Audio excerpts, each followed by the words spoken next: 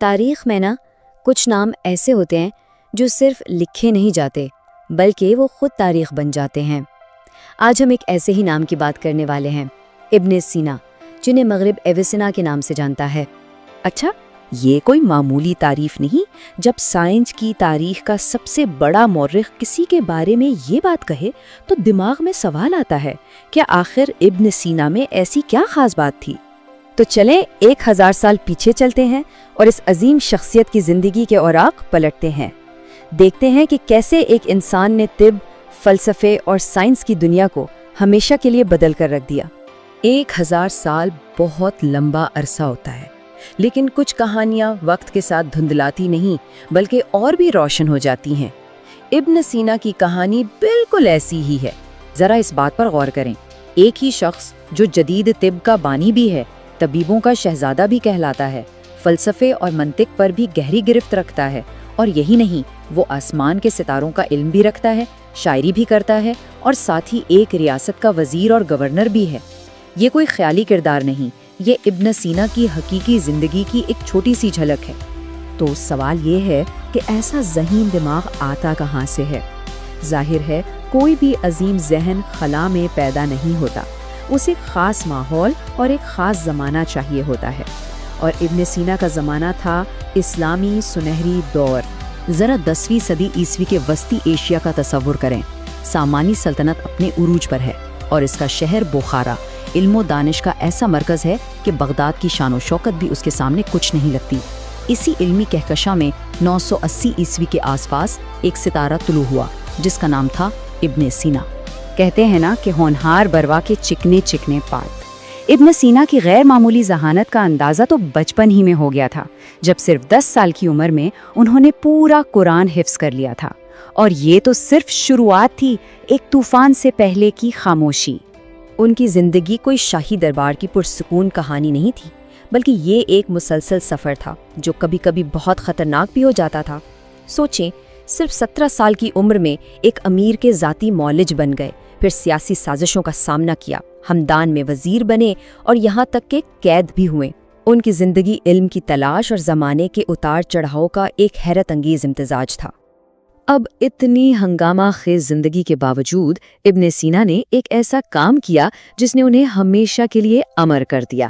انہوں نے ایک ایسی کتاب لکھی جس نے صدیوں تک طب کی دنیا پر حکمرانی کی۔ ابن سینا سے پہلے طب کی دنیا کیسی تھی؟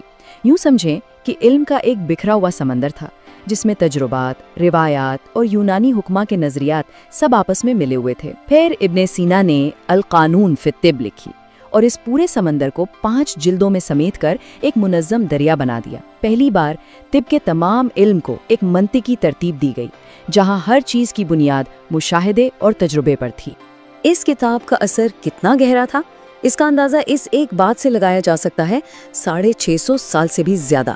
جی ہاں، 18ویں صدی تک یورپ کی بڑی بڑی یونیورسٹیوں میں ڈاکٹر بننے کے لیے ابن سینا کی القانون پڑھنا لازمی تھا۔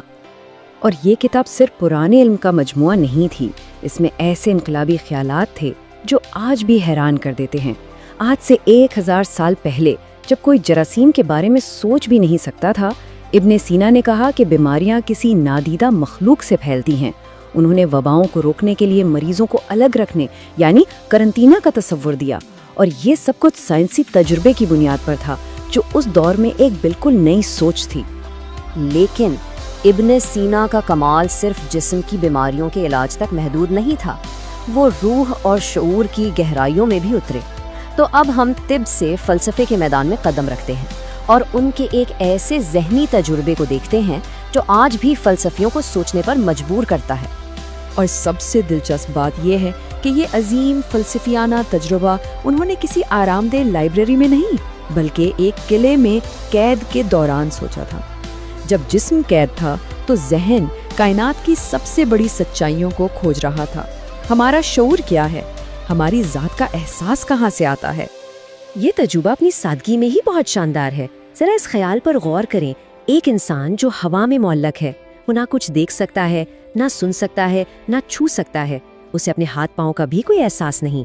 ابن سینا نے سوال کیا، کیا اس حالت میں بھی وہ یہ جانتا ہے کہ میں موجود ہوں؟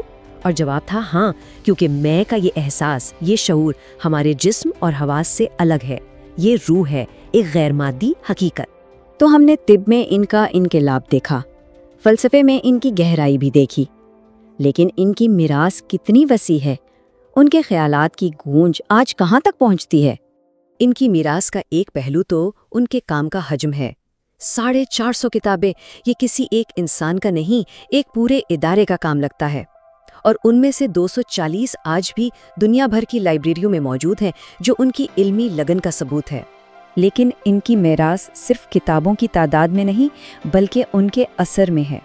ان کے فلسفے نے ایک ایسے مکتب فکر کو جنم دیا جو آج بھی آویسینزم کے نام سے جانا جاتا ہے۔